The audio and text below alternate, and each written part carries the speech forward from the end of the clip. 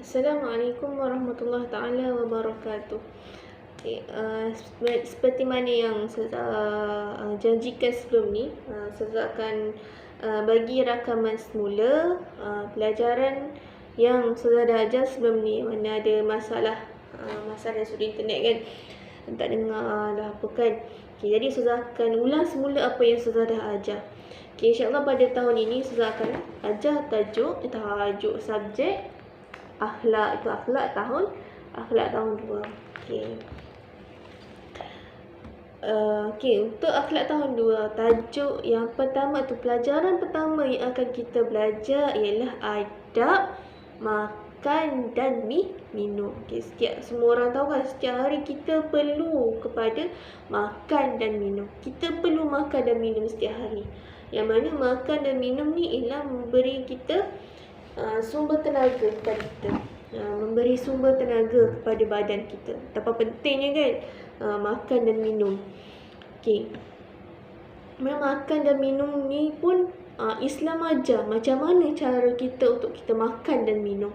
Ada adab-adab yang perlu kita ketahui, yang perlu kita belajar dan yang perlu kita amalkan. Kalau sebut berkaitan dengan akhlak, berkaitan dengan adab, dia tak lari daripada tata cara perbuatan kita setiap hari. Yang mana kalau kita belajar akhlak dan adab ni, kita boleh terus buat, kita boleh terus amalkan setiap hari dalam kehidupan kita. Kita belajar, kita buat, terus kita buat, supaya ilmu yang kita belajar tu akan selalu kita ingat, akan selalu lekat dalam hati kita. Untuk yang pertama, untuk pelajaran pertama, tajuk yang pertama kita akan belajar hari ini ialah adab-adab sebelum makan dan minum. Adab-adab sebelum makan dan minum. Adab-adab sebelum makan dan minum. Ada berapa adab sebelum makan dan minum? Cuba tengok ada berapa. Ada empat adab sebelum makan dan minum. Yang pertama apa? Yang pertama, membasuh tangan. Itu membasuh tangan. Basuh tangan dahulu. Sebelum kita makan dan minum, kita kena basuh tangan kita dulu. Kenapa kita kena basuh tangan kita? Setiap perbuatan ataupun pekerjaan yang kita buat, kita mesti menggunakan tangan kita. Kan, kita mesti guna tangan kita. Tangan kita ni apa je yang tak buat? Semua benda tangan kita buat kan. Pegang pen, tangan kita buat. Pegang buku, tangan kita buat. Makan pun kita menggunakan tangan. Betapa pentingnya tangan.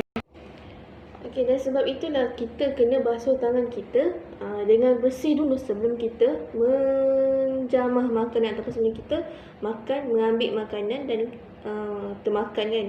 Yang mana makanan ni dia akan masuk ke perut kita. Kalau kita makan makanan yang kotor, ataupun kita menggunakan tangan kita yang kotor tadi untuk makan, dia mengakibatkan perut sakit dan mengakibatkan kesihatan kita terganggu. Tak ada orang nak sakit kan, dan kita semua pun tak ada nak sakit. Jadi sebelum makan tu kita basuh tangan hingga bersih. Yang kedua ialah, apa yang kedua? Cuba tengok buku teks kamu. Apa yang kedua? Membaca doa makan. Membaca doa makan. Yang ni, membaca doa makan ni semua orang tahu kan. Kamu semua pun tahu. Dekat sekolah setiap hari kamu baca doa makan. Macam mana doa makan? Allahumma barik lana fima razaqtana wa qina azabannar. Maksudnya, ya Allah, berkatilah rezeki yang Engkau beri pada kami, dan jauhkanlah kami dari azab api neraka. Itu doa itulah doa makan.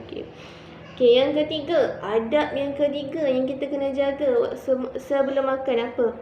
Duduk dengan tertib dan menghadap makanan yang dengan tenang. Duduk dalam keadaan tertib.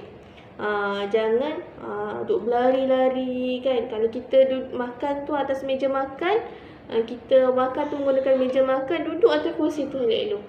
Kalau kita makan atas dekat atas lantai ke apa ke, makan yang terhidang atas ni kat secara macam kat kenduri ke kan, kita makan dari talam ke kat bawah, duduk elok-elok, duduk bersila elok-elok,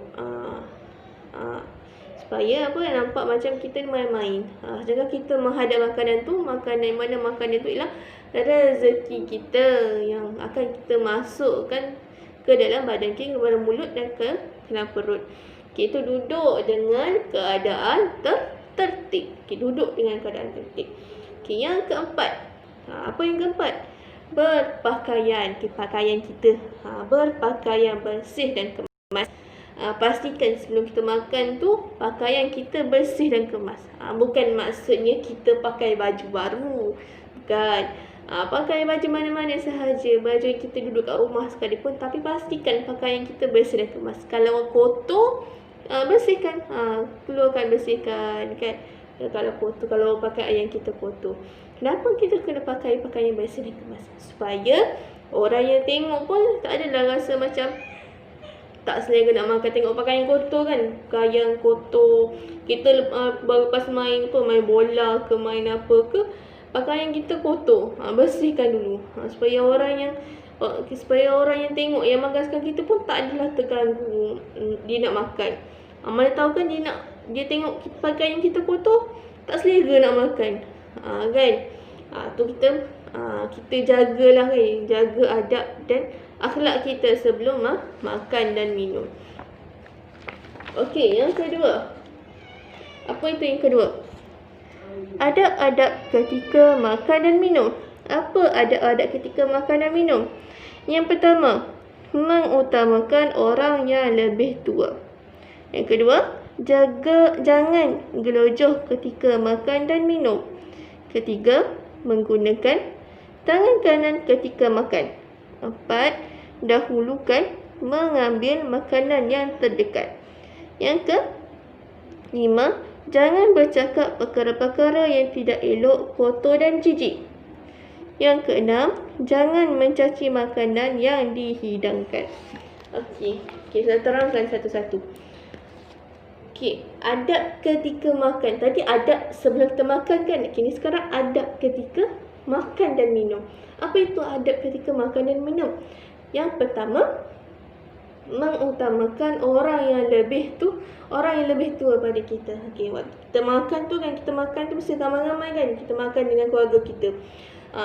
Makan dengan keluarga kita yang ada waktu kita makan tu, kita mesti makan dengan mak ayah kita pertama. Makan dengan adik-beradik kita, dengan abang, kakak, dengan adik apa kan. Okey, mengutamakan, macam mana mengutamakan orang yang lebih tua? Kita tolong senduk nasi, kita tolong sendukkan nasi kan. Kita sendukkan dulu nasi untuk ayah kita, untuk mak kita. Lepas tu dekat abang, kakak kita. Itu maksudnya mengutamakan orang yang lebih tua.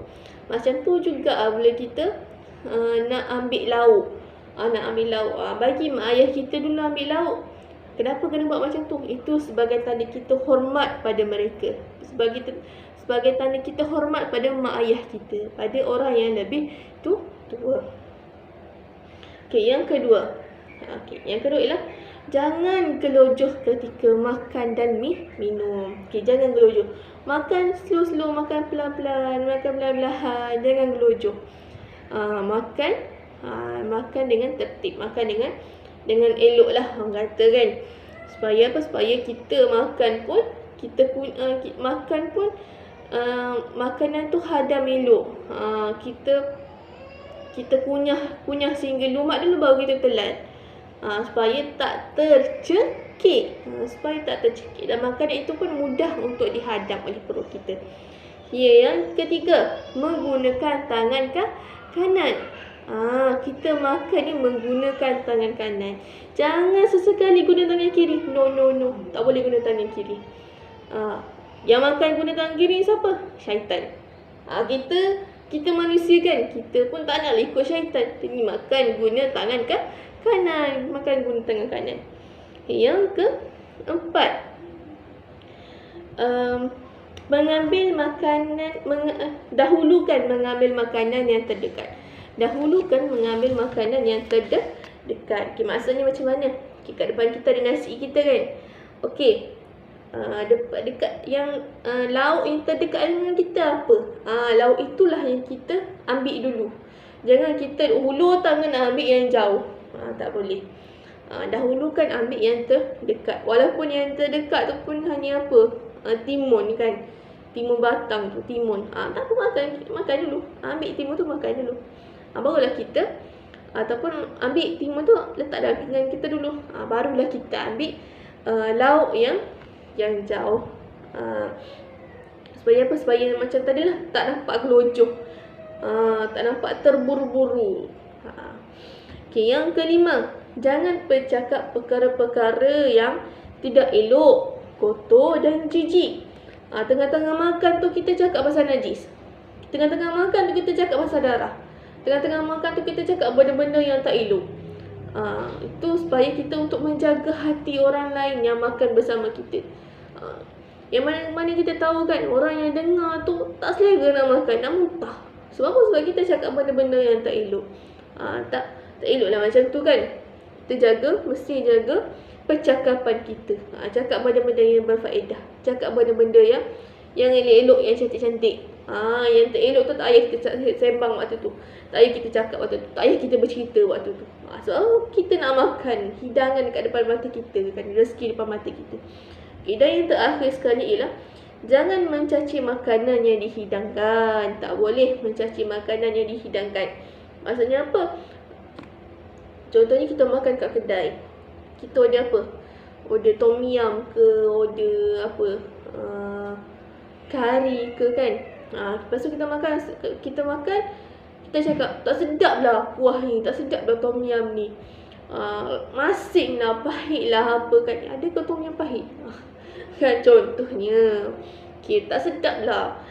Kalau sekalipun tak sedap, sekalipun tak perlu untuk kita caci, tak perlu kita hina. Kenapa? Sebabnya apabila kita hina tu, kita telah menggoreskan hati orang yang buat.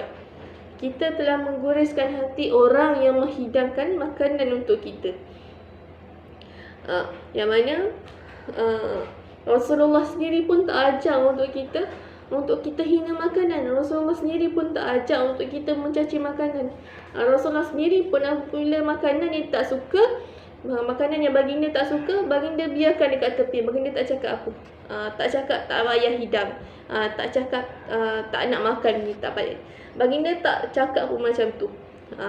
Apatah lagi kita ni sebagai umat Nabi Muhammad SAW, kita kenalah ikut teladan. Kita mestilah ikut contoh yang mana yang telah Nabi Muhammad SAW berikan pada kita.